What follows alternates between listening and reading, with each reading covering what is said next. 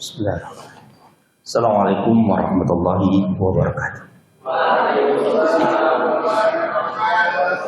Alhamdulillahirabbil alamin. Allahumma shalli ala Muhammadin wa ala alihi washabbihi ajma'in. Baik, rekan-rekan sekalian, mahasiswa program studi hukum semester pertama. Oke, hari ini kita akan masuk salah satu materi namanya hukum Islam. Pak, ini kan jurusan ilmu hukum, Pak, bukan hukum Islam. Oke, saya akan berangkat dari pertanyaan itu, kenapa kita perlu belajar hukum Islam? Oh, Pak, saya kan tidak beragama Islam, Pak. Saya tidak perlu belajar hukum Islam. Pak, saya lulusan pesantren, Pak. Saya sudah hatam seluruh hukum Islam itu. Oke. Apa sebenarnya yang mau kita pelajari di hukum Islam? Kenapa kita belajar dan sebagainya? Kita akan coba beri pengantar pada hari ini. Saudara, di semester 3 kalau tidak salah, saudara akan dapat mata kuliah hukum Islam, baik yang beragama Islam maupun yang tidak beragama Islam. Oh, berarti karena ini Universitas Muhammadiyah, Pak, ada nilai keislamannya. Bukan. Saya dulu kuliah S1, S2 di Gajah Mada. Jelas kok, universitas negeri. Tapi ada 2 mata kuliah yang itu rujukannya hukum Islam. Mata kuliah satu namanya hukum Islam, yang satu hukum acara pengadilan agama. Pengadilan agama itu kalau di Samarinda di mana? Pengadilan agama kalau di Samarinda itu di mana? Nah, di situ geser dikit ya, terus nanti di sebelah kanan jalan ada namanya pengadilan agama. Hukum acara pengadilan agama itu dipelajari berdasarkan hukum Islam. Dari situ sudah kita bisa tangkap kenapa kita belajar hukum Islam. Bahkan dulu waktu saya S1 itu yang dapat nilai A itu salah satunya, ya, dosennya killer waktu itu, nilainya susah, saya dapat A, alhamdulillah. Tapi ada salah satu yang agak membuat saya rada tersinggung, kata bahasa itu. Dan sambil ngejek-ngejek teman-teman yang nggak dapat A itu. Kenapa? Karena saya masih ingat waktu itu saya satu kelas dengan seorang perempuan, orang Batak. Namanya Edita Kristi Lumban Gaul, sekarang jadi jaksa. Seorang Kristen Katolik, ya Katolik kalau tidak salah. Nilai hukum Islamnya dapat apa dia? A. Kenapa? Ya karena dipelajari sebagai mata kuliah. Ya, bukan berarti saudara yang nanti mungkin di sini ada yang beragama bukan Islam, oh berarti mata kuliah Islam jadi masuk Islam. Bukan. Ini diajari sebagai satu hukum yang real berlaku di Indonesia. Apakah yang boleh jadi pengacara di pengadilan agama itu pasti semuanya Muslim? Tidak. Banyak pengacara-pengacara yang Kristen, Katolik itu jadi pengacara di situ, ngurusin cerai-cerainya orang-orang Islam. Banyak juga, ya, orang-orang yang mengambil kredit, deposito, urusan perbankan itu, asuransi dan sebagainya, itu orang yang bukan beragama Islam, tapi dia mengambil kreditnya di bank syariah atau asuransi syariah dan sebagainya. Yang begini-begini itu adalah membuktikan bahwa hukum Islam yang disebut di sini itu yang hidup dan tumbuh dan diakui dan ditetapkan sebagai hukum di Indonesia. Gitu. Tentu tidak semuanya. Oleh karena itu nanti kita akan pelajari hukum Islam sebagai ranah akademik dan ranah yang berlaku di Indonesia. Oke. Apa rujukannya? Ada ini ya, 1, 2, 3, 4, 5. Sedikit ya. Nah, 5 itu sedikit. Banyak itu 200. Nah, gitu. Kalau 50 itu sedang-sedang. Saya sekali lagi pernah ngomong ini ya, mewanti-wanti kalian, mahasiswa hukum itu adalah orang yang harus baca. Saya tidak lagi menggunakan kata suka baca, enggak semua orang yang baca itu suka, tapi harus baca. Aduh Pak, saya nggak suka baca Pak, sukanya main game. Ya silahkan saja, saya saudara sukanya main game, hobinya main game silahkan. Tapi harus baca. Kalau nggak baca, berarti saudara salah jurusan. Ya, nah gitu. Ini salah satu ada Pak Sadi, ini ada pembimbing saya waktu tesis, ini Pak penguji saya, Pak Abdul Ghafur, Prof dan Dr. Yul. Ada Pak Daud Ali dari UI, ada Pak Mardani yang bukunya banyak sekali. Ini waktu saya pelajari Zainuddin Ali, ini adalah buku yang saya pakai waktu pegangan waktu belajar hukum Islam di Gajah Mada. Kenapa belajar hukum Islam? Alasan pertama, alasan sejarah. Kenapa? Karena dulu dari zaman Belanda kita sudah pelajari hukum perdata, hukum dagang kemarin. Ya. Hukum Islam itu hidup dan berlaku dan diakui sejak zaman dulu. Hidup, berlaku dan diakui. Ada yang hidup berlaku tapi tidak diakui pemerintah. Tapi ini hidup, berlaku dan diakui pemerintah. Walaupun pengakuannya terhadap hukum Islam tidak keseluruhannya. Mayoritasnya, sekali lagi garis bawahi, mayoritasnya di ranah hukum privat. Mayoritasnya di ranah hukum privat. Ada dulu pembahasan Muhammadin Syarh and Intelijen Pandai Islam. Ada mereka menggunakan ada istilah yang bagi seorang muslim ini kurang tepat, namanya Muhammadin Law. Kenapa? Karena sebenarnya ini kan dulu tuh sukanya memberi nama sesuatu itu pada entah orangnya, dasar asalnya atau siapanya. Ada Ahmadiyah berarti pengikut Ahmadiyah. Jadi kayak sini Muhammadiyah pengikut Muhammad. Tapi nama hukumnya itu sebenarnya yang tepat adalah hukum Islam, bukan hukumnya Muhammad. Ada Hinduism itu merujuk pada peradaban lembah Indus. Buddhism, Buddha itu merujuk bukan pada ajarannya, tapi siapa orangnya, orang dulu. Buddha pertama, misalnya ya, mungkin bisa dikoreksi. Ya. Konfusianisme itu dia merujuk pada orang juga. Jadi banyak sejarawan Barat itu sukanya melekatkan terus pada siapa yang mau kelompok tempat apa dan sebagainya. Ini ada buku tahun, nah tidak ada catatan bukunya. Ini buku jadul, Modern Hukum. Ya. Oke, jadi alasan sejarah ini menjadi pembahasan kita dalam pertemuan ketiga atau pertemuan keempat kemarin tentang sejarah hukum. Jadi saya tidak terlalu banyak bahas. Alasan yang kedua, alasan penduduk. Ada 200 sekian juta penduduk Indonesia yang beragama Islam, yang menjalankan hukum Islam, entah sekian berapa persen pelaksanaannya. Tapi yang jelas ada jumlah yang besar itu yang mereka akan menikah dengan cara Islam, mereka akan bagi waris dengan cara Islam. Yang paling banyak dibahas. Jadi mereka menikah, mereka juga bercerai dengan cara Islam. Maka perlu diatur hukumnya. Saya ikut aturan negeri Konoha saja, Pak. Ya, selama saudara KTP-nya masih Islam, saudara akan menikah diatur dengan cara Islam. Ada seorang kan, Pak, saya mau nikah beda agama. Ya silakan. Saudara keluar dari agama Islam atau keluar agama Islam Katolik, ya, mayoritas agama yang ada di Indonesia itu tidak mengakui nikah beda agama.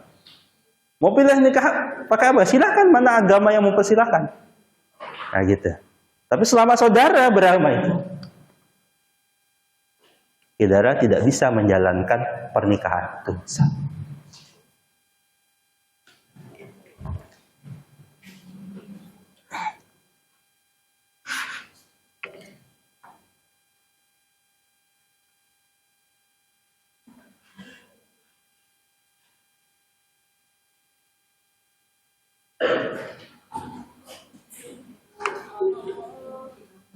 Alhamdulillah, la ilaha illallah, Allahu Akbar, Subhanallah. Saat ini sekitar kurang lebih 23,4% jumlah penduduk muslim di dunia. Apakah Indonesia masih menduduki peringkat pertama dengan jumlah muslim terbanyak di dunia? Atau ada negara lain yang menyusul? Berikut, kami merangkum beberapa negara dengan penduduk muslim terbesar di dunia versi Oxford. You open every door. That's the power of remembering our love.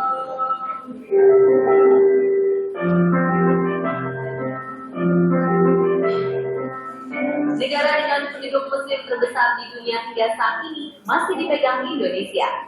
Meskipun Indonesia merupakan negara di bagian Asia Tenggara ini jauh dengan kawasan Timur Tengah yang identik dengan kawasan muslim, tetapi Indonesia menjadi kawasan dengan jumlah populasi muslim tertinggi di dunia. Berdasarkan data Badan Pusat Statistik Indonesia pada 2010, total penduduk Indonesia mencapai 256 juta jiwa. Dari jumlah tersebut, sebanyak 87,2% atau 209 juta jiwa lebih adalah penganut agama Islam. Jika melihat dari mayoritas penduduk agama Islam di Indonesia, ini tidak terlepas dari sejarah masuknya agama Islam ke wilayah Indonesia. Sebagian ahli sejarah menyebut jika sejarah masuknya Islam ke Indonesia sudah dimulai sejak abad ke-7 Masehi. Pendapat ini didasarkan pada berita yang diperoleh dari para pedagang Arab bahwa para pedagang Arab ternyata telah menjalin hubungan dagang dengan Indonesia pada masa perkembangan kerajaan Sriwijaya pada abad ke-7. Dalam pendapat itu disebutkan bahwa wilayah Indonesia pertama kali dalam pengaruh Islam adalah daerah pantai Sumatera Utara atau wilayah Samudra Barat. Dari Samudra Barat inilah agama Islam mulai ke Malaka dan selanjutnya ke Pulau Jawa. Namun banyak negara terus terpercaya dan berpendapat jika dalam waktu dekat ini ada beberapa negara lain yang berpotensi mengalahkan jumlah penduduk muslim di Indonesia.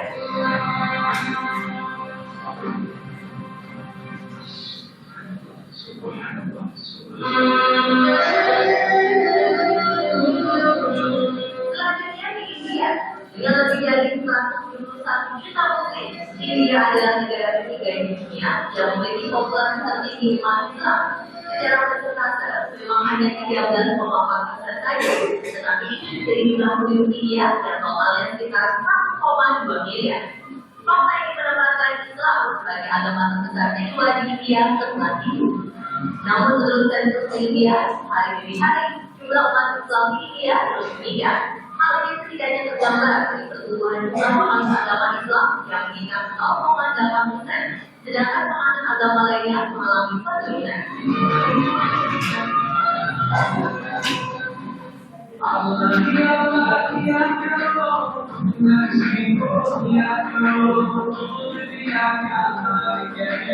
Agama Islam adalah agama terbesar di Bangladesh.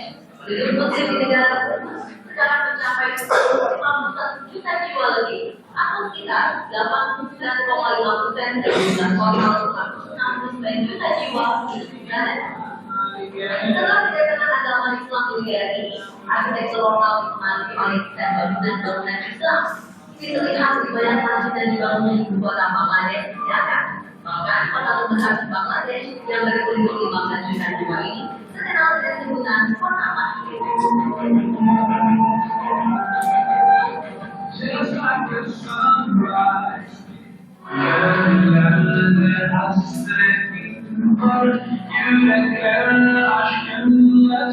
yang terletak di benua Afrika ini mempunyai penduduk 88 juta jiwa lebih dan sekitar 80 juta jiwa penduduknya memeluk agama Islam.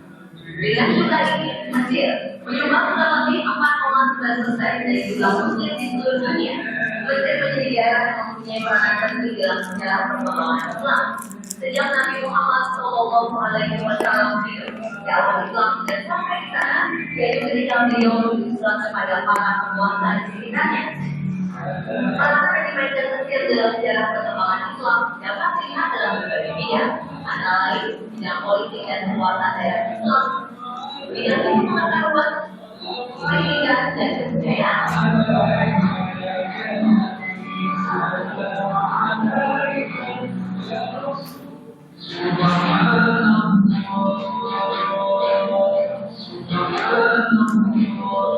Selanjutnya ada Nigeria.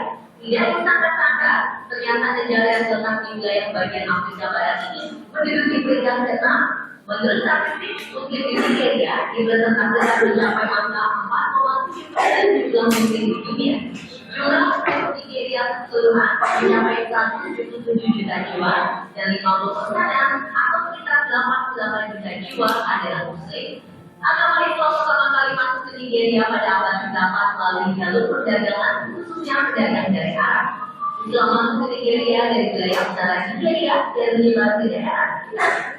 And my trouble believers, I give them no praise.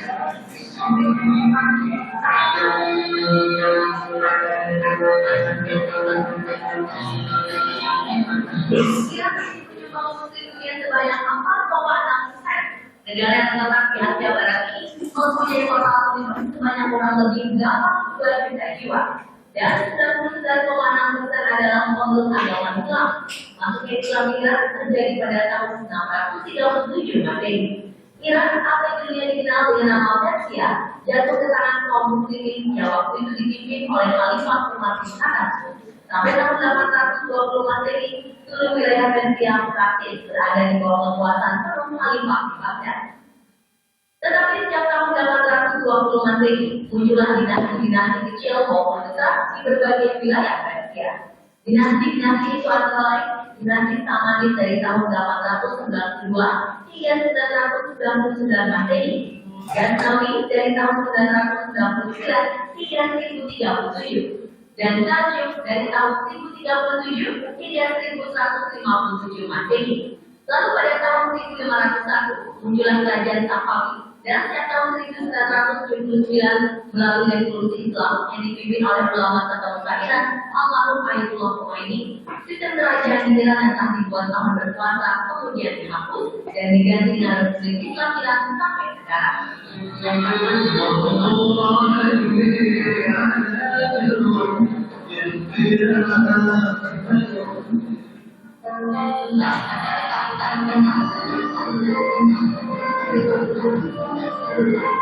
Turki adalah suatu wilayah di dunia termasuk di Kekaisaran Ottoman yang berada di zona Asia Barat dan Eropa Tenggara. Di negara ini mayoritas pemeluk agama Islam. Muslim di sana memiliki persentase 99,8% dari total warga 79 juta jiwa. Jumlah ini menyebabkan Turki menyumbang sekitar 4,5% dari jumlah penduduk Muslim di seluruh dunia. Meskipun Islam adalah agama mayoritas, tetapi Presiden Turki Recep Tayyip Erdogan menyatakan menolak bila Turki menjadi negara Islam. Hal tersebut disampaikan Erdogan pada April 2016 lalu. Erdogan mengatakan jika hak dan kebebasan semua agama dilindungi, dan dia menekankan bahwa sekularisme adalah gagasan yang harus dipertahankan di Turki.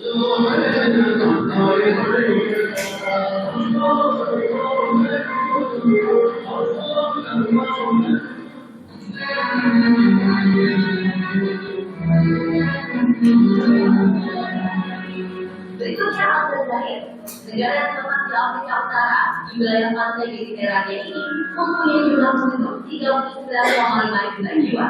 Dan tidak banyak yang tahu bahwa 99% penduduknya adalah Muslim.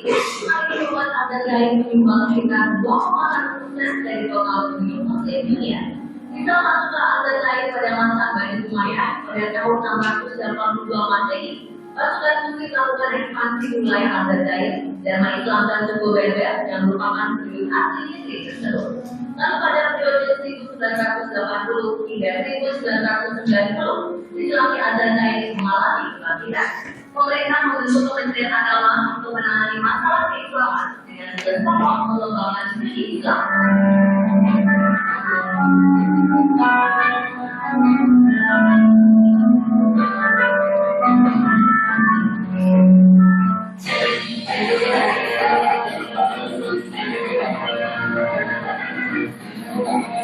Negara Maroko merupakan negara yang terletak di wilayah Afrika Utara. Negara ini memiliki Muslim yang berjumlah sekitar 32 juta orang lebih. 99% dari penduduk Maroko menjadi pemeluk Islam dan ikut menyumbangkan 2% dari jumlah keseluruhan Muslim yang ada di dunia. Maroko telah menjadi negara Islam lebih dari 13 abad lalu, sama seperti Mesir, Libya, dan Aljazair. Namun berbeda dengan negara-negara Afrika pada umumnya, Maroko berkembang menjadi negara modern. Semangat keislaman tidak menghalangi masyarakat setempat untuk hidup maju dan berkembang. Di negara yang kental dengan nuansa Arab dan tradisi ini, sistem monarki yang dibangun telah menjadikan Islam dan modernitas berjalan seiring. Keduanya berkembang dalam kehidupan sosial, budaya, ekonomi, dan politik yang harmonis. Itulah negara-negara dengan penduduk muslim terbesar di dunia, versi Oxford.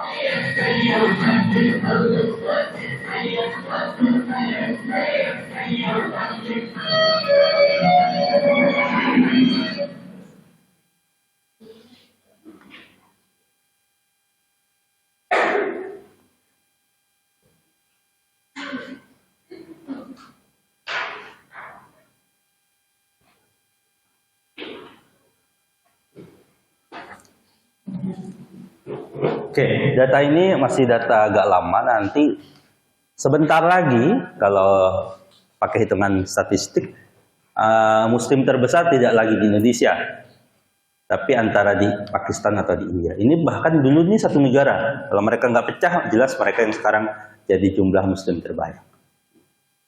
Oke, dengan alasan penduduk ini menjadikan hukum yang melekat kepada mereka itu juga menjadi hukum yang hidup dan diakui oleh pemerintah.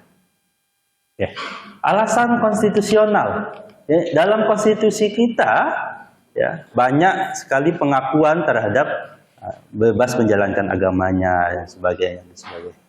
Ya. Alasan konstitusi itu yang menjadikan, apalagi dalam pembukaan konstitusi yang kalian baca dulu, upacara-upacara kalian itu menegaskan bahwa negara Indonesia itu bukan negara sekuler, walaupun bukan negara satu agama.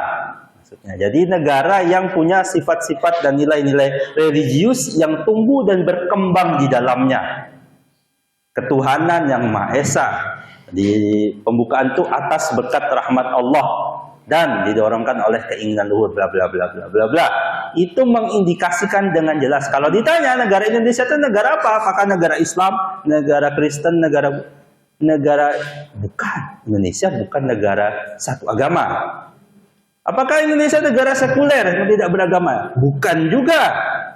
Indonesia mengakui dan banyak juga mengatur tentang ada undang-undang zakat, ada undang-undang perkawinan, ada undang-undang berkaitan dengan haji dan sebagainya. Pengaturan-pengaturan yang berkaitan dengan usul Islam itu ada. Maka negara Indonesia adalah negara yang punya corak religius. Dalam Departemen Agama, Kementerian Agama itu kan ada Dirjen Bina Islam, ya, dirjen yang mengatur agama Islam, ada dirjen yang mengatur agama Hindu, sebagainya. Semua agama ada. Ya. Alasan ilmiah. Nah, sebagai saya kasih contoh, salah satu universitas terbaik di dunia namanya Oxford.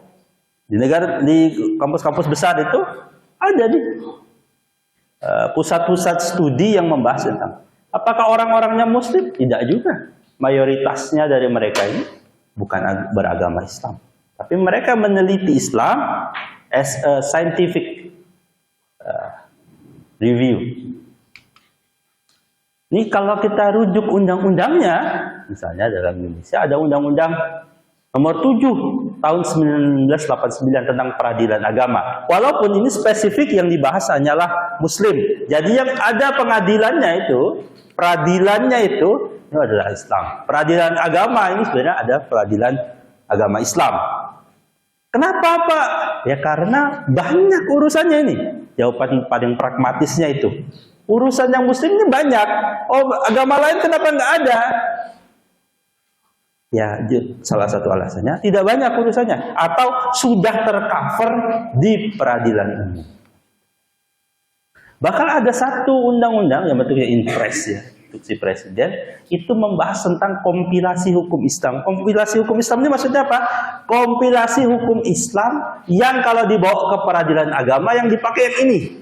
Kalau yang belajar hukum Islam lebih detail, dia akan menemukan bahwa dalam Islam itu ada yang pokok itu sama semua, tapi yang cabang-cabangnya, hal-hal detailnya itu terkadang ada sedikit perbedaan-perbedaan. Saudara akan temukan yang sholat, ya habis Allahu Akbar, dia baca dia baca Bismillahirrahmanirrahim, Alhamdulillahirabbil alamin. Ya pakai basmalah. Lewat pindah ke masjid sebelah, ya Allahu Akbar. Setelah itu dia baca Iftitah, dia langsung baca Alhamdulillahirabbil alamin. Mana basmalahnya? Oh, Pak, beda itu. Nah, itu yang detailnya, detail spesifiknya itu ada perbedaan-perbedaan. Lalu untuk menengahi hal-hal tertentu, pemerintah mengatur untuk hal-hal berkaitan perkawinan, pewarisan, perwakafan, ada hukum yang ditetapkan pemerintah yang ini loh, ini yang dipakai yang ini. Salah satunya tentang sini juga nanti ada undang-undang tentang wakaf, ada undang-undang tentang zakat dan sebagainya. Oke, saya akan bergerak ke sini dulu. Terkait hukum Islam selalu ada isu-isu yang panjang yang perlu kita klarifikasi. Isu paling besar adalah di Aceh saat ini, di Aceh, khusus di Aceh, dia menerapkan banyak hukum Islam. Nangro Aceh Darussalam sesuai perjanjian dengan pemerintah diberi kewenangan lebih untuk menerapkan syariat Islam, hukum Islam di negeri Aceh Darussalam itu walaupun belum keseluruhan, tapi sudah sangat banyak. Di Aceh itu nggak ada bank konvensional, semua bank itu hanya bank syariah. Saudara yang punya bank itu kalau ke Aceh bingung, nyari ATM-nya ya di bank syariah, nggak akan ada. Bank konvensional, bank ribawi itu nggak ada di Aceh. Dia menerapkan itu. Di Aceh juga ada hukum-hukuman tertentu, misalnya dilarang saudara ada terkait dengan perzinahan. Saudara apa namanya? Pacaran mojok berdua itu, itu ketangkap sama askar polisinya. Ada di sana ada hukum cambuk dan sebagainya. Masalahnya yang sering jadi isu, Islam itu atau spesifik hukum Islam itu kejam katanya dia. Kenapa? Ngeri Pak, begitu Pak. Ada melarang ini, ngatur ini dan itu, apalagi ada cambuknya. Ini saya kasih contoh misalnya.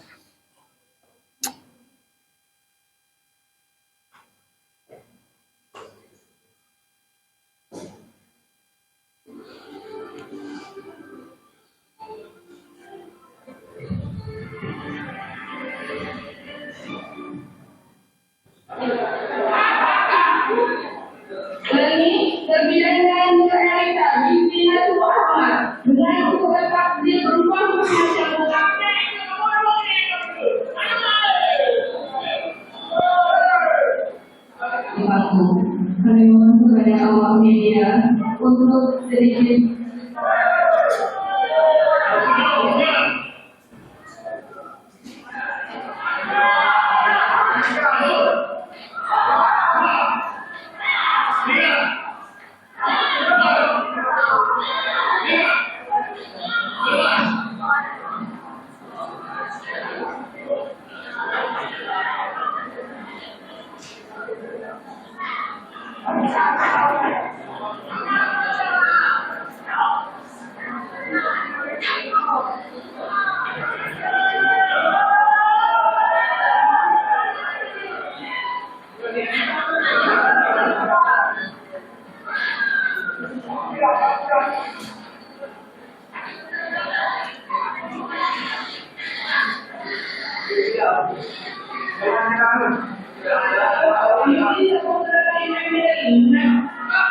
Halo.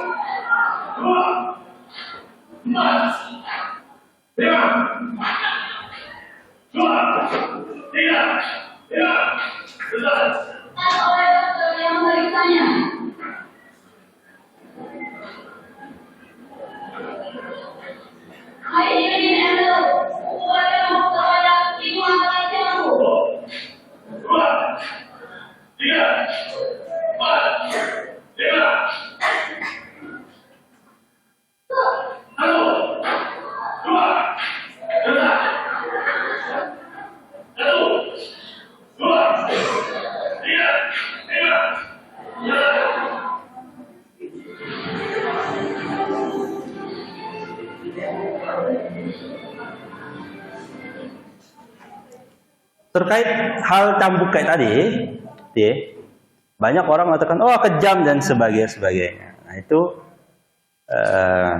isu yang banyak beredar dan berkembang, tidak hanya di Indonesia, tapi berjebar di seantero dunia. Nanti saudara akan pelajari itu dalam, contohnya ada dalam hukum pidana, dalam hukum pemasyarakatan dan sebagainya. Salah satu alasan utama yang misalnya saya sampaikan klarifikasi adalah dalam hukum Islam banyak hukuman itu yang terlihat sangat kejam. Ada yang lebih paling kejam, misalnya yang paling kejam yang saudara bisa bayangkan itu adalah hukuman bagi pezina yang sudah menikah. Ada yang tahu hukumannya gimana? Dirajam. Dirajam itu kalian tahu gimana? Tahu rajam itu gimana? Orangnya dikubur sebagian badan gini ya, lemparin batu kecil-kecil, batunya sampai apa? Sampai mati. Sampai mati. Wah, ngeri banget. Memang Islam itu ingin agar kalian tahu kalau hukumannya itu mengerikan. Konsekuensinya jangan dilakukan.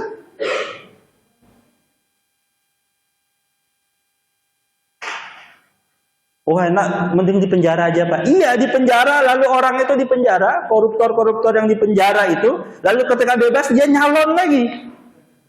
Dia keluar dari penjara, dia tetap kaya. Penjara bagi sebagian itu sudah tidak lagi dianggap mengerikan. Bahayanya adalah orang santai aja melakukannya. Kenapa? Enggak gitu-gitu amat. Nah, salah satu konsekuensi kenapa harus dianggap kejam agar orang-orang itu tidak mau melakukannya. Sudut pandangnya kita geser, bukan dari menghukumnya, tapi bagaimana untuk tidak dilakukan. Itu ya. Nah, itu salah satu pengantar saja, misalnya. Kita ceklah.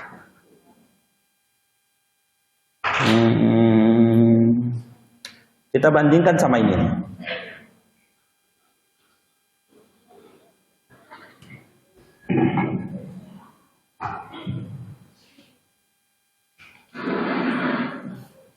Hukum Islam terhadap dulu pemerintah Arab Saudi hukuman Pangeran Arab Saudi yang terbukti membunuh salah seorang pangeran kerajaan Arab Saudi bernama Turki Faisal Al-Kabir dieksekusi mati hari Selasa 18 Oktober 2016 setelah dinyatakan bersalah oleh pengadilan atas tuduhan membunuh seorang pemuda Saudi. Dan keluarga korban menolak biaya uang negara atau uang tebusan sebagai ganti hukuman mati. Kementerian Dalam Negeri Saudi mengumumkan bahwa Pangeran Turki Faisal Al-Kabir telah dieksekusi mati setelah dinyatakan bersalah atas pembunuhan seorang pemuda Saudi. Pangeran Saudi itu sebelumnya menembak Nabi Adel Al-Muhaimi dalam sebuah perkelahian di daerah Al-Tuhama, pinggiran kota Riyadh. Berdasarkan hukum syariat Islam, hukum qisas yang diterapkan di negara itu, Turki Faisal Al-Kabir dijatuhi hukuman mati kecuali keluarga korban memberi pengampunan dengan menerima dia. Menyatakan bahwa Turki Faisal Al-Kabir membunuh warga Saudi Adel bin Sulaiman bin Abdul Karim Al-Aini di pernyataan Kementerian Dalam Negeri Arab Saudi di Arabia. Pengadilan tinggi dan Mahkamah Agung dan Dekret Kerajaan Arab Saudi mendukung pelaksanaan eksekusi keluarga korban menolak tawaran uang darah atau diat dan menuntut keadilan ditegakkan.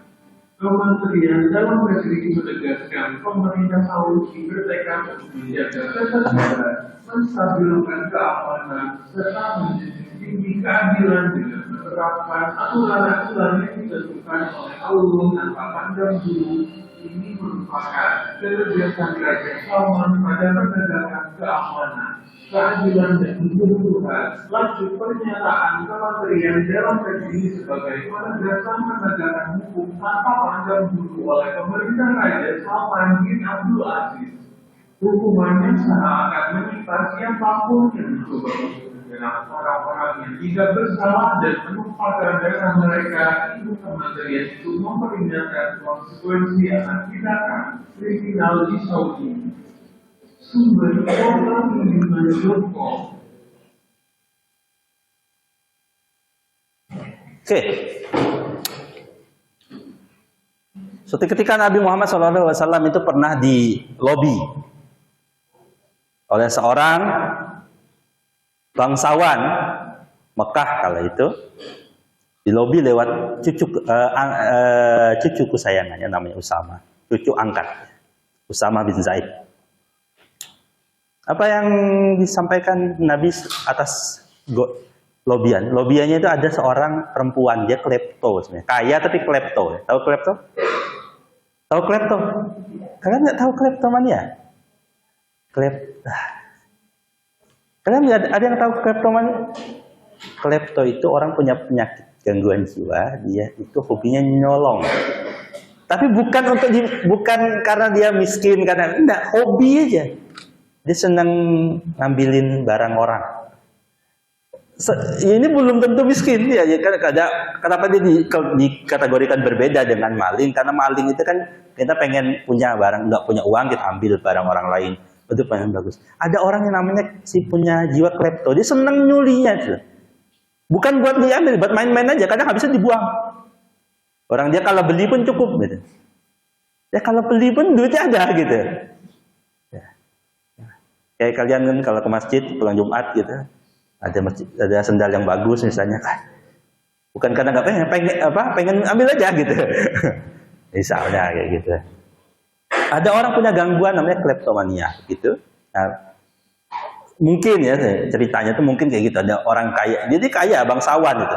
Ada anak perempuannya tuh maling, ngelobi lah, Pak jangan dihukum potong tangan. Dalam Islam maling itu hukumnya potong tangan, bukan 1 tahun penjara yang dia santai-santai aja. Kejam hukumannya, iya potong tangan. Agar apa? Agar tidak maling. Soalnya saya pernah ketemu preman tuh ngomong gini, ada preman kan, dia punya bos itu dihina-hina orang, terus dia lapor ke bosnya, bos, saya selesaikan dia bos, saya habisi dia, tapi tolong anak istri saya selama saya di penjara, tolong dirawat. Jadi dia nggak takut di penjara, nyantai aja. Nah, gitu. Itu yang sangat tidak diinginkan oleh hukum Islam, dari sudut pandang hukum Islam. Apa kata Nabi ketika ada orang ngelobi tadi? Kembali ke cerita tadi. Kata Nabi, laukana Fatimah binti Muhammad. Andai kata anak Fatimah, anaknya Nabi itu, mencuri, kupotong tangannya. Nah, salah satu kehancuran satu negara, satu kelompok, dimulai dari orang-orang kaya, misalnya orang-orang hebat yang tidak ditegakkan hukum atas mereka. Karena dia kaya, karena dia pejabat, karena dia punya ini, punya itu. Dibedakan. Nah, konsep keadilan ini ditunjukkan kepada kita bahwa kalau hukum itu ditegakkan. Salah satu masalah, saudara ini kan orang hukum yang nanti akan jadi orang yang berkecimpung dalam dunia hukum. Masalah utama hukum itu di Indonesia ini ternyata bukan pada hukum substansinya, aturan hukumnya, itu bukan masalah utamanya. Masalah utamanya ya dari orang-orangnya. Orang hukum kalau nggak disiplin, masuk kelas sering terlambat, nah itu ciri. Kalau hukumnya nggak bakal tegak. Kenapa? Karena orang-orang hukumnya sendiri tidak menegakkan hukum atas dirinya. Terlambat sesekali boleh, tapi terus terlambat, nah itu kebiasaan. Kebiasaan buruk. Oh, Pak, itu kan hanya kecil-kecil. Itu ya, baru kecil saja saudara tidak bertanggung jawab, apalagi kalau diberi amanah yang besar. Masalah orang hukum saat ini bukan karena mereka tidak pintar. Mereka pintar, tapi kurang akhlaknya. Oke, balik ke materi. Oke. Salah satu yang menjadi bagian dari hukum adalah sumber hukum. Dalam hukum Islam ada beberapa perbedaan dengan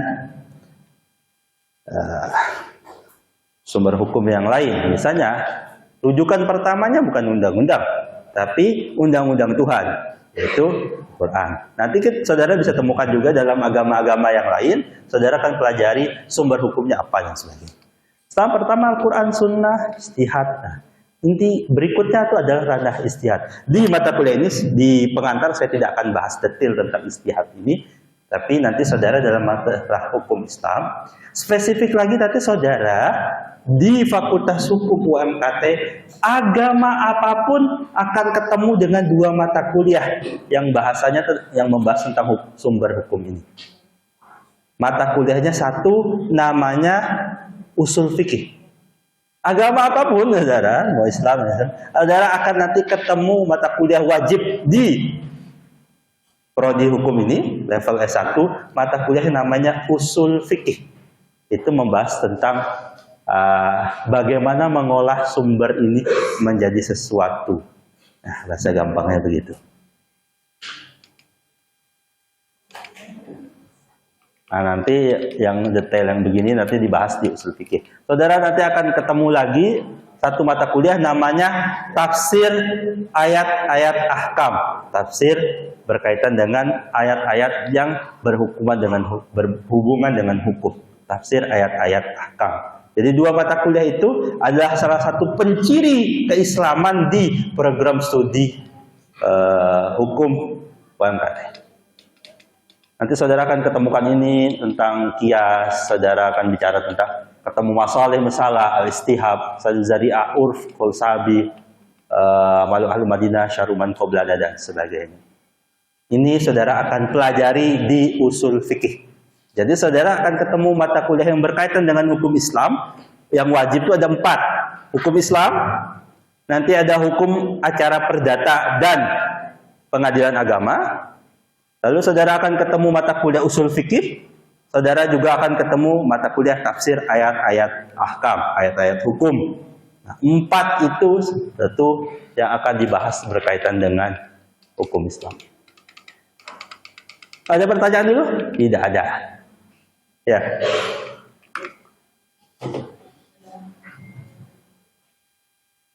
Ada pertanyaan? Oh ya, saya masih mumpung ingat. Bagi yang kemarin sudah kontak saya dan akan UTS-nya dilaksanakan hari Kamis besok jam 8 di coworking space di bawah. Ya, yang kemarin dapat izin, tidak semuanya dapat izin untuk UTS ya. Kemarin yang mengontak saya dan saya izinkan untuk UTS susulan, itu akan ujian di bawah.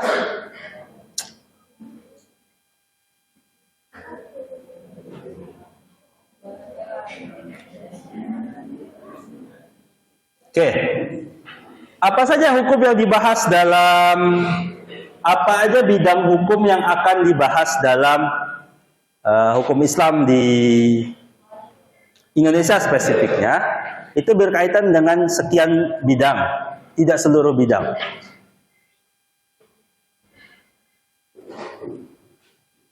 Bidang berkaitan dengan pernikahan, yang berkaitan dengan pernikahan itu nanti ada cerai dan sebagainya dan sebagainya. Ada bagian zakat, infak, sedekah,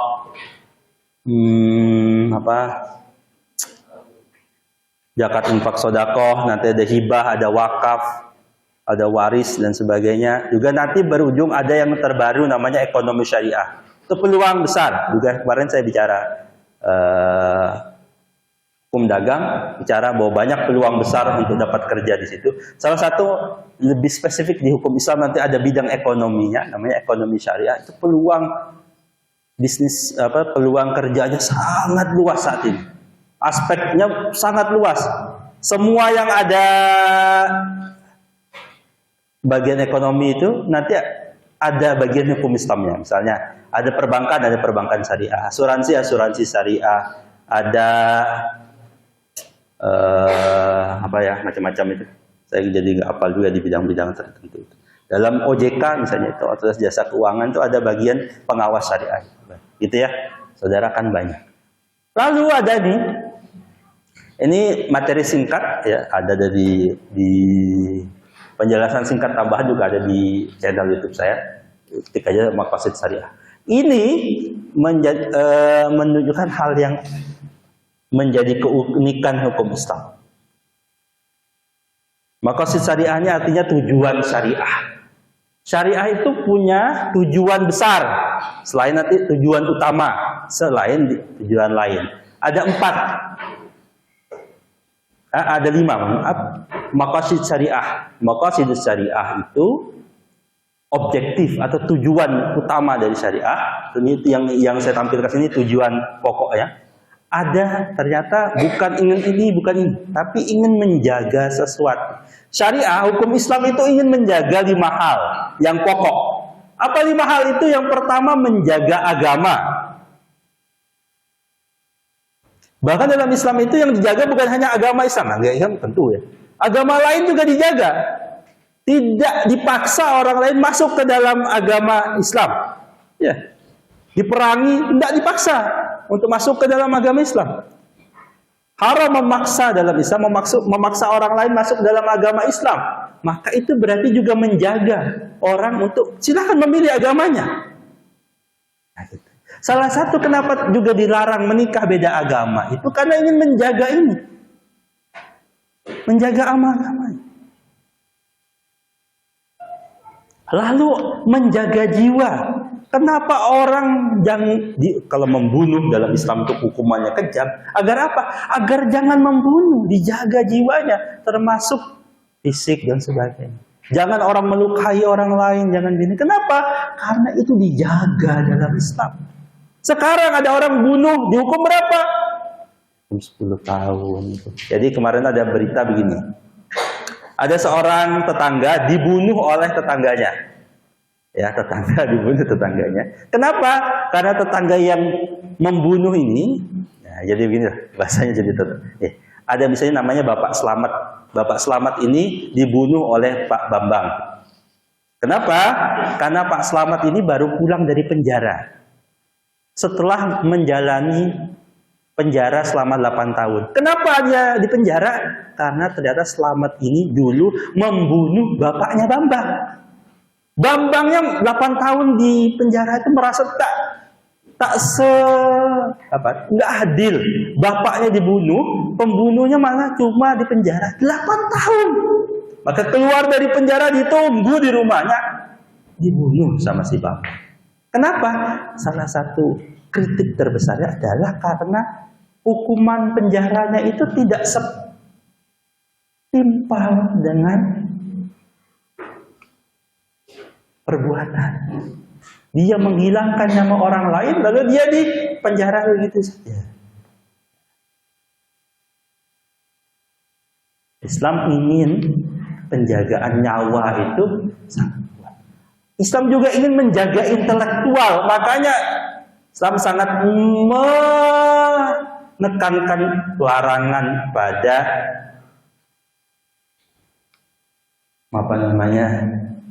khomer, termasuk narkoba. Kenapa?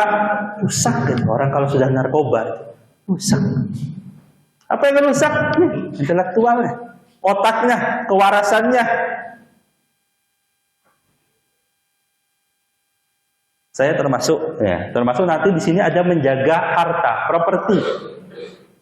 Berkaitan dengan ini, saya berkaitan dengan penjagaan akal dan harta itu. Satu yang dilarang Islam itu judi. Kenapa? Judi itu ada jadi slot. Judi itu parah banget ya. Ya, saya bilang gini lah ya. Tahu yang boneka-boneka capit-capit itu? Ya. Itu kan judi. Judi. Lalu mau-maunya orang ngikutin itu. Kenapa? Padahal diatur. Jadi dia itu capitnya itu diatur pakai mesin. Dia ada rentangnya. Misalnya 30 kali saudara masukkan koin, nanti bisa. Nanti 30 kali lagi baru bisa. Mau kalian bilang, oh saya hebat, enggak, itu pakai diatur ritme mesin. Jadi kalian masih main itu berharap dapat, itu ya berharap kalian dapat ke poin ke-30 misalnya gitu. Orang kok masih mau? Apalagi yang sudah pakai mesin gitu. Apalagi judi slot, ya sudah diatur, kalian pasti kalah. Masih main. Kenapa? Bagi saya judi itu dua nih, menjaga harta dan menjaga akal. Kenapa dilarang? Karena luar biasa di Indonesia tuh, udah miskin, bodoh lagi. Main judi itu kan ya, udah miskin, bodoh lagi.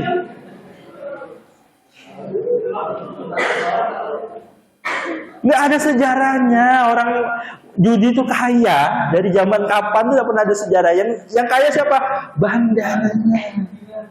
Jadi kalau saudara miskin tapi agak pintar, jadi bandar judi gitu ya. Nggak, kurang beriman, kurang bertakwa, tapi pintar, jadinya bandar judi. Udah nggak beriman, miskin, bodoh, ya itu yang main slot itu. Mas-mas yang masih main begitu, mbak-mbak yang punya pacar begitu, tinggalin aja mbak. Mau dia ganteng ke artis Korea, otaknya nggak ada.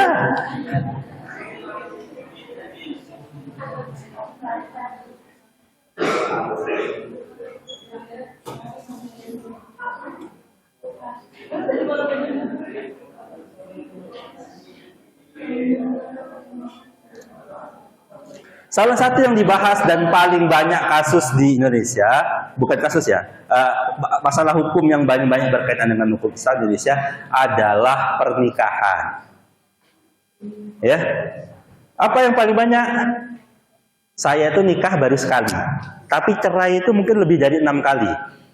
Bukan saya yang bercerai, menceraikan orang. Nah, kasus cerai itu banyak banget.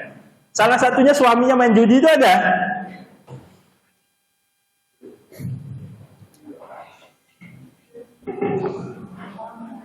Pemirsa, lebih dari 5.000 kasus perceraian terjadi di Indramayu. Pemirsa, lebih dari 5.000 kasus perceraian terjadi di Indramayu. Selama beberapa tahun, angka perceraian di Indramayu menjadi yang tertinggi di Indonesia. Apa pemicu utama tingginya perceraian di Indramayu? Berikut kita saksikan dulu.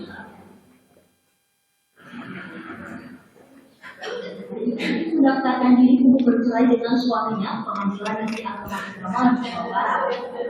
Faktor ekonomi menjadi penyebab utama saksi antar kecamatan Judi ini saat tahun melihat berpisah dengan suaminya.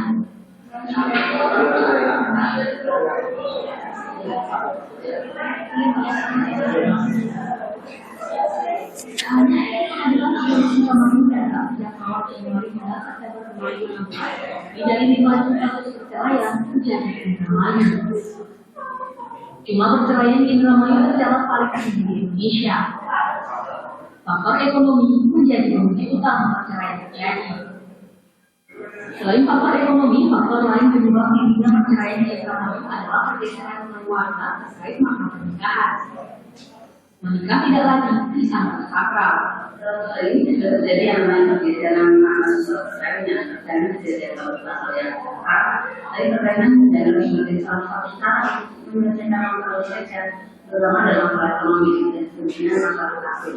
Jadi ketika ekonomi sudah terasa tidak aman lagi, itu akhirnya salah satu alasan mereka berhemat menghadapi tekanan. Sosiolog Fakta ini menyebut kurangnya pendidikan sebagian masyarakat juga turut berkontribusi pada kurangnya pemahaman masyarakat tentang pernikahan. Perceraian dianggap solusi terbaik ketika timbul masalah pernikahan. Melihat fakta tingginya angka perceraian di Indramayu, sejumlah pihak berupaya mencari solusi. Pembinaan pranikah menjadi salah satu cara agar menikah tidak lagi berujung perceraian. Dengan tingginya angka perceraian di Indramayu begitu tinggi, maka saya anggap nilai kesetaraan pernikahan itu belum dipahami oleh para masyarakat. Itu perlu adanya pembinaan pranikah yang kaitannya dengan pernikahan itu sendiri, yang itu merupakan tugas dari instansi lain yang juga menggunakan. Mantan Ketua Pengadilan Agama Indramayu Anas Fuad menambahkan, selain Pengadilan Agama berupaya memediasi setiap kasus perceraian, Warga di Indramayu juga diharapkan harus memahami sakral nilai pernikahan sebelum memutuskan menikah. Dari Kabupaten Indramayu, Jawa Barat, Dedi Nusa, Provinsi. Oke, dalam 1 tahun ada 5.000 duda dan janda di situ. Satu kabupaten saja. Kasusnya banyak banget. Saya bayangkan pengacaranya tuh ada berapa di situ dibagi-bagi. Satu kasusnya dapat berapa? Banyak sekali. Kasus itu, oleh karena itu dalam Islam itu iya, perceraian itu boleh. Tapi kita itu jadikan jalan terakhir. Oleh karena itu dalam Islam salah satu yang dijaga itu adalah nasab, keturunan. Oleh karena itu ada pernikahan diatur, bagaimana mau cerai pun diatur. Negara lebih spesifik lagi, cerai itu pernikahannya harus sesuai dengan undang-undang, ada akta nikahnya, bukan nikah siri ya. Cerainya juga cerai beneran yang diurus di pengadilan, bukan cerai siri juga gitu, cerai itu. Ya, maksudnya tadi kan ada tuh akta cerai gitu. Jadi kalaupun jadi janda, jadi duda tuh jadilah duda dan janda bersertifikat gitu. Kan ada yang menunjukkan kalau akta cerainya ada gitu ya. Sehingga kalau mau nikah lagi itu mudah. Kan sering jadi udah biar aja selama ini bebas, nanti dia bingung kalau menikah lagi kan belum status menurut misalnya kata dia menurut agamanya sudah cerai tapi menurut pemerintah masih statusnya, kan itu merepotkan juga. Nah, salah satu yang dijaga itu adalah sehingga Islam juga melarang ada perzinahan, hal-hal yang mendekati zina. Kenapa? Karena itu merusak keturunan. Oh, Pak enggak Pak, dia iya. Makin layani makin banyak anak yang sertifikat akta kelahirannya tuh hanya punya ibu, enggak punya bapak. Kenapa? Karena emaknya kemarin malam mingguan jalan-jalan, melipir ke Oyo.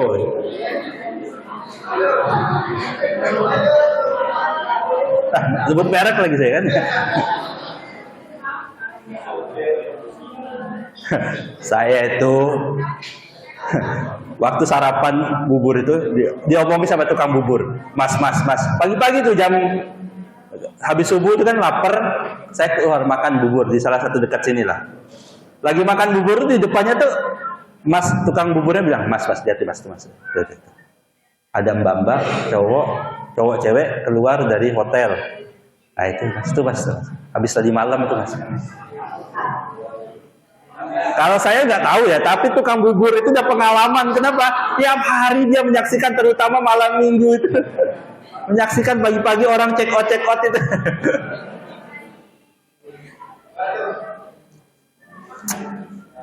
Kasihan. Bahkan Islam pun mengatur kalau nggak cukup satu istri, dibatasi. Ada mau punya istri banyak, Islam itu membatasi. Saya sudut pandangnya saya rubah ya. Oh Pak, kok boleh nikah lebih dari satu, poligami? Islam itu hadir begini. Dulu sebelum Islam, orang itu bebas mau nikah mau berapa, 100 kayak 200 kayak. Islam mengatur kalau lebih dari satu ada batasnya 4. Ya sudut pandangnya jadi beda ya. Oh. Jadi kalau saya bilang poligami, dia nggak ini begini punya istri begini, iya. Sebenarnya rubah sudut pandangnya. Dulu pernikahan itu bahkan mungkin dua generasi di atas kita, kakek kita, apa buyut kita itu biasa aja orang yang punya istri banyak. Apalagi raja-raja itu seperti itu. Soekarno tuh istrinya berapa Soekarno itu? Itu. Jadi era itu Islam itu mengatur dibatasi. Kalau mau istri lebih satu, 4 itu pun harus adil. Kalau nggak adil, haram dan jalan masuk penjara, masuk neraka. Jadi sudut pandangnya dengar kata poligami itu jangan yang jeleknya gitu, tapi sudut pandangnya dibalik. Dulu pernikahan tuh banyak. Ini saya kasih contoh. Ya, poligaminya itu tidak salah. Kalau ada orang yang berperilaku poligami lalu buruk, salahkan orang itu. Jangan mentang ada orang sholat tapi dia juga korupsi, jangan salahkan sholatnya, salahkan perilaku korupsinya. Kalau ada orang poligami tidak adil, jangan salahkan poligaminya, salahkan perilaku oknum orang itu. Ya. Kalau ada muslim korupsi, jangan salahkan dia muslim. Kalau ada Kristen korupsi, jangan salahkan karena dia Kristen, tapi karena dia korupsi. Begitu juga dalam poligami ya. Saya hanya menunjukkan posisi ya. Saya kasih contoh nih, saya kasih contoh.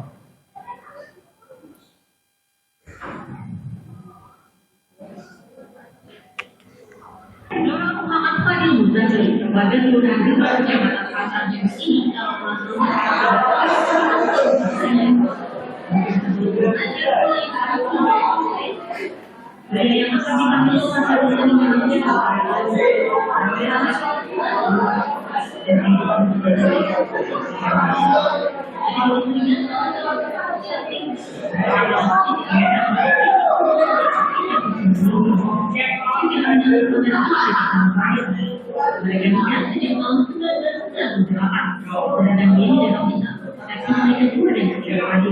yang dinilai berturut-turut pada tahun 2007 dan 2010. Yang poligami itu banyak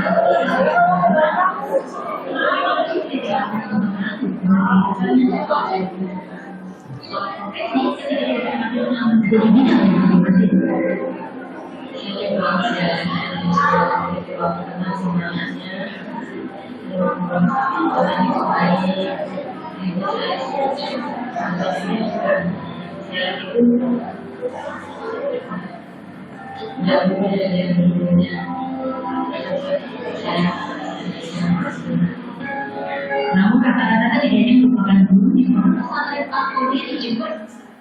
Setelah istri pertama, bagi istri kedua dan ketiga hidup bersama dalam satu rumah tak jadi persoalan. Kuncinya adalah tidak saling terbuka satu sama lain. Waktu itu misalnya yang kita ngomong gimana jika suaminya meminta ilmu, meminta lagi sama anak saya, ya jawabannya iya Pak, saya ikhlas saya gitu. Jadi menerima semua. Apa ya? Bahwa ini tapi setelah kita sering bareng, sering satu rumah, sering dalam keadaan itu ada. Mungkin punya itu harus disatukan. Jadi pikiran kalau nggak bareng, pikirannya kan nanti seperti aku begini ada B, bisa datang nggak tahu aja. Kementerian Agama Kabupaten Jember tak mempersoalkan kehidupan rumah tangga dan istri menjadi satu. Hanya saja sang suami diwajibkan berlaku adil dan mematuhi kriteria syarat perundang-undangan yang berlaku. Di antaranya harus mendapat izin dari istri pertama. Yang itu harus ada izin istri ya, yang kami ini memiliki kewenangan dan apabila ada pengadilan agama setiap orang yang ingin untuk istri lebih dari satu dengan persyaratan-persyaratan yang terkait itu, nah itu harus mendapatkan izin dari pengadilan. Seluruh pengurus pondok pesantren Al-Qur'an dan sekolah menyelesaikan Dr. Fadil sebagai institusi anggota DPR RI. Kini Dr. Fadil tidak mempunyai 5 orang anak dari beberapa istri. Bahkan sudah kini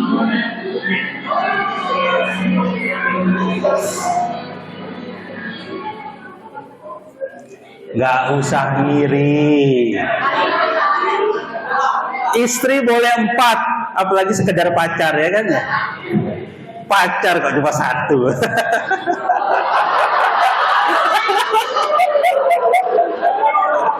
Harus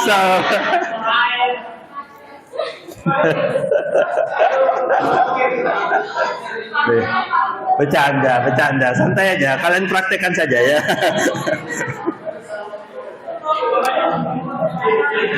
Kenapa saya tampilkan ini? Karena orang itu cerita kalau poligami itu pasti yang jelek aja. Yang jelek ada, yang baik juga ada. Semua pernikahan itu, yang istri 1 itu yang baik ada, yang jelek juga ada. Apakah salah? Sama poligami gitu juga. Yang baik ya ada, yang jelek juga ada. Tinggal kalian pilih mau yang mana. Gitu ya. Oh, kenapa nikah lagi? Karena istri pertamanya kurang cantik. Tadi ditampilkan.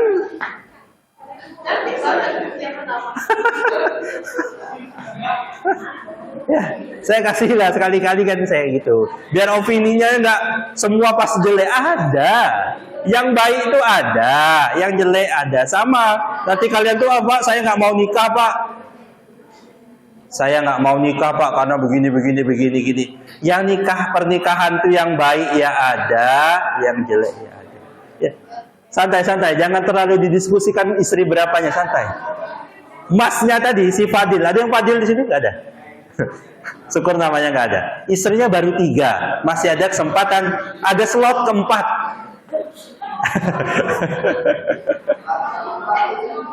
Oke. Ada pertanyaan? Oh enggak. Ada yang mau poligami? Silahkan.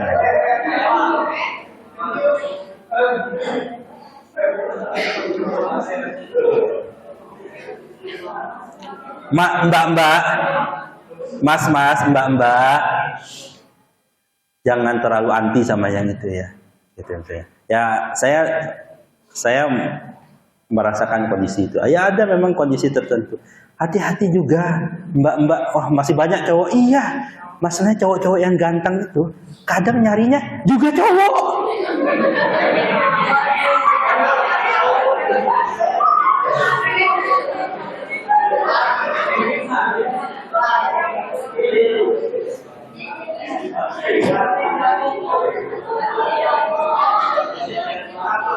Masa pendukung LGBT di Indonesia yang marah terhadap LGBT soal Ini kan juga nama persoalan di tanah air kelompok LGBT soal menjadi inspirasi seni bangsa dan tentunya ini menjadi sebuah ancaman besar.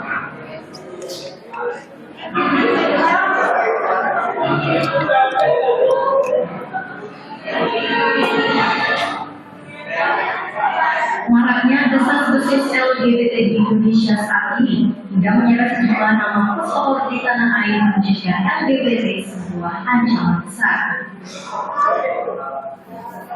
Pasalnya, di Indonesia sendiri LGBT telah memiliki kelompok pendukung. Hal ini tentunya bertentangan dengan norma agama manapun dan juga norma sosial. Masyarakat punya suara sendiri menilai keberadaan LGBT. Tentang namun keberadaan kaum LGBT masih tersebar.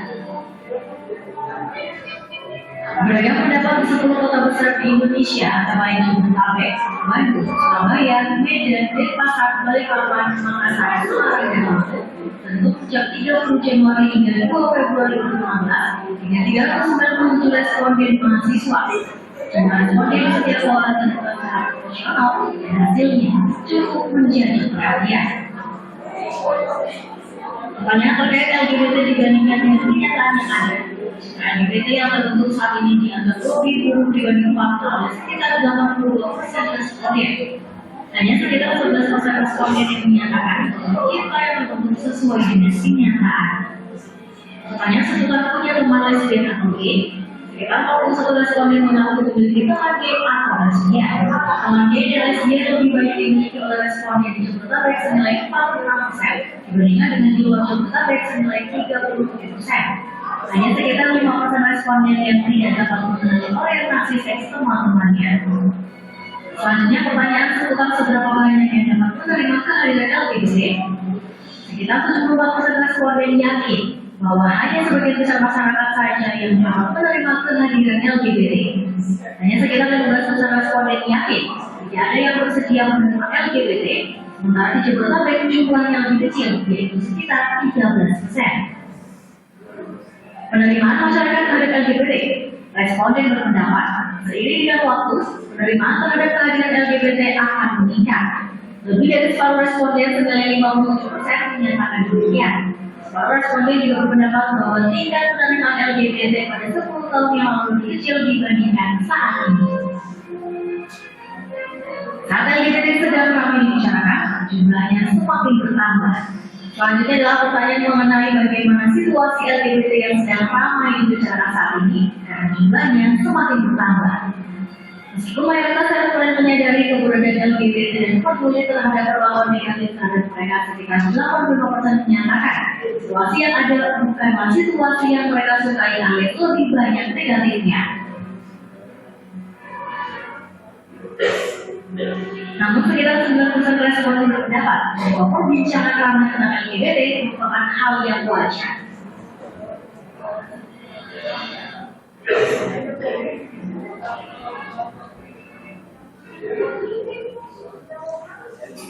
Gimana, kalian punya teman homo?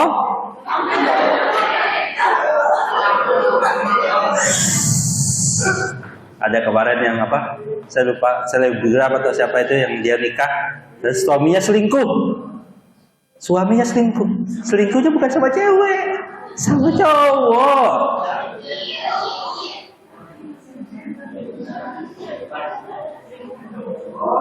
Tuh, hati-hati juga. Dalam Islam yang begitu terlarang dengan sangat terlaknat. Kenapa? Kalau bahasa kemarin ya, Tuhan tuh menciptakan Adam dan Hawa, bukan Adam dan Selamat. Untuk bisa punya anak, yaitu laki-laki dengan perempuan, bukan main anggar.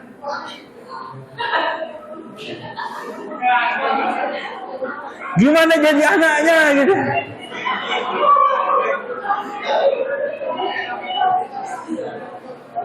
Tenang.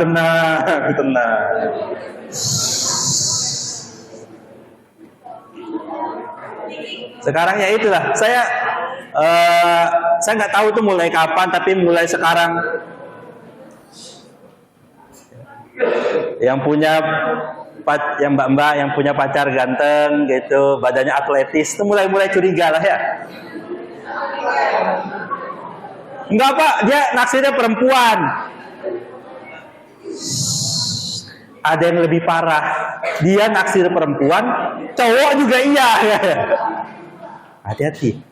Ya, saya bukan apa ya, saya katakan ini kampanye LGBT itu luar biasa, masifnya luar biasa, di mana-mana. Sehingga orang-orang yang ini, kalau dalam kepercayaan saya, ada kepercayaan agama Islam dan orang teman-teman yang psikolog itu sebenarnya itu punya gangguan, gangguan kejiwaan, masalah kejiwaan lah itu. Dia punya, bukan untuk dimusuhi dan dilaknat, bukan, tapi karena dia punya masalah, problem dekat. Itu maka selesai, bantu ia menyelesaikan problemnya, bukan dibully, bukan bahaya. Kan gara-gara apa, kasusnya Saiful Jamil tuh ya, pernah dengar kalian kasusnya Saiful Jamil tuh? Pagi-pagi dia mau apa, dia buka, dihap gitu kata dia. Apa yang dihap saya nggak tahu juga. Diceritakannya kan begitu. Sekali lagi, saya begitu beranggapan mereka ada orang yang perlu diobati, disembuhkan. Saya juga hati-hati sama teman. Ini saya wanti-wanti sama mahasiswa ya. Sekarang tuh lagi tren banyak mahasiswi bunuh diri.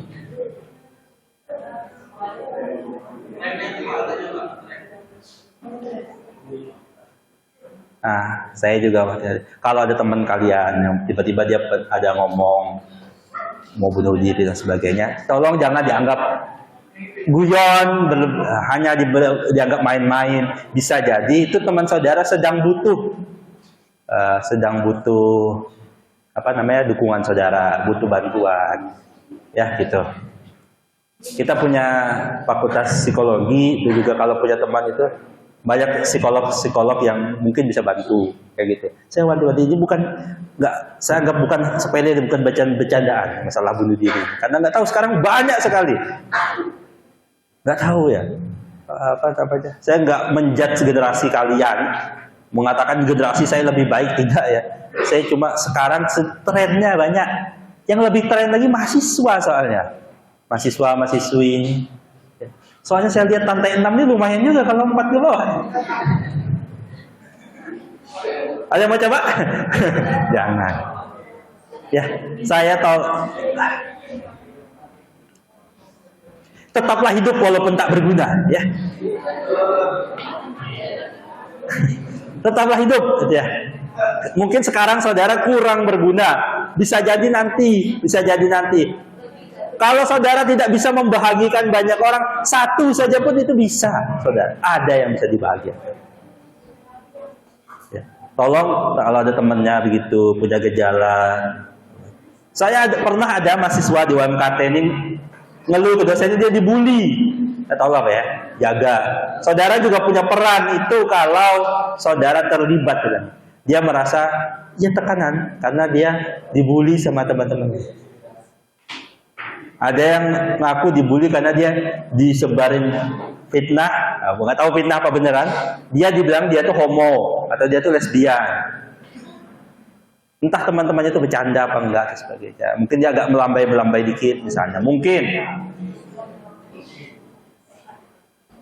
Dekati dia untuk selesaikan masalahnya, bukan jadi bahan bercandaan, bulian dan sebagainya. Gitu ya. Oke, saya kembali ke jalan yang benar.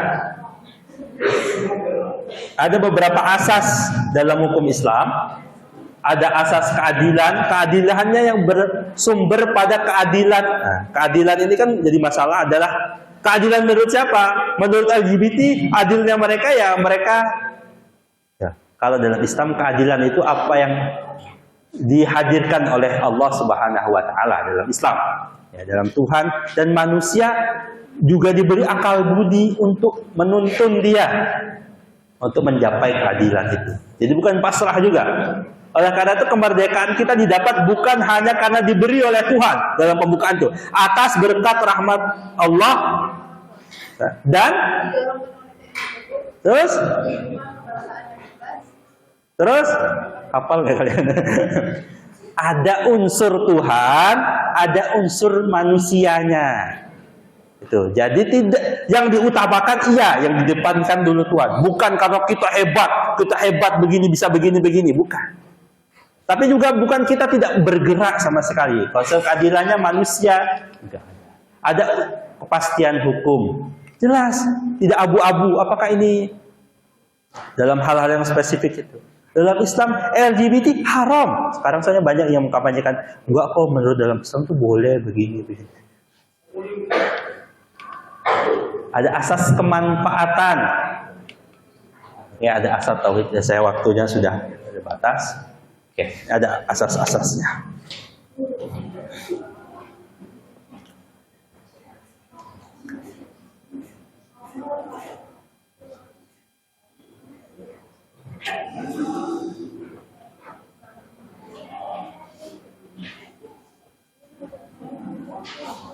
Oke. Baik, saya akan berhenti sampai di sini. Ada pertanyaan? Ada pertanyaan? Tidak ada. Saya ingatkan kembali yang kemarin menghubungi saya untuk UTS susulan dan saya izinkan untuk UTS. UTS-nya dilaksanakan hari Kamis besok di coworking space gedung bawah ya, terbuka. Ya, jam 8 pagi. Saya sampaikan di sini saja biar sudah. Jadi kalau saudara tidak datang terlambat boleh lagi sudah. Nah, ya. Yang kedua, nanti habis ini yang belum join OPL, saya akan buka OPL-nya, silakan saudara join. Nah, setelah ini saya buka sampai besok. Saya buka kembali, biar kalian punya kesempatan. Terakhir, jangan lupa open learning-nya dipenuhi 85%.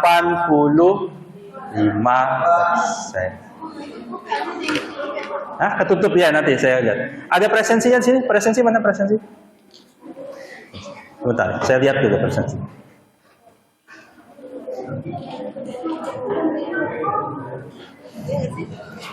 Di sini tuh soalnya udah banyak yang tidak.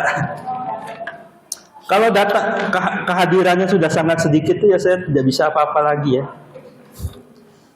Aduh.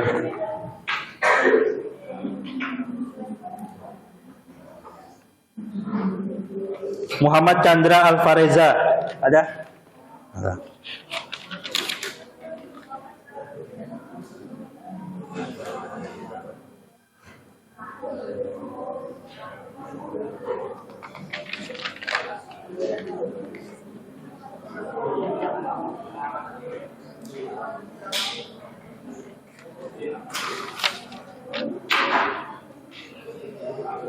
Muhammad Rifais Pauk Uma, nggak ada. Ya.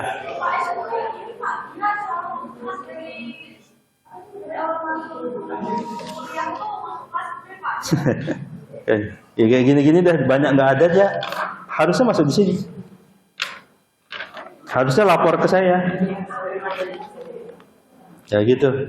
Ya, sekali lagi saya nggak bisa nolong saudara kalau sudah masalah open learning dan presensi. Saya tidak bisa menolong saudara. Demikian, terima kasih. Assalamualaikum warahmatullahi wabarakatuh.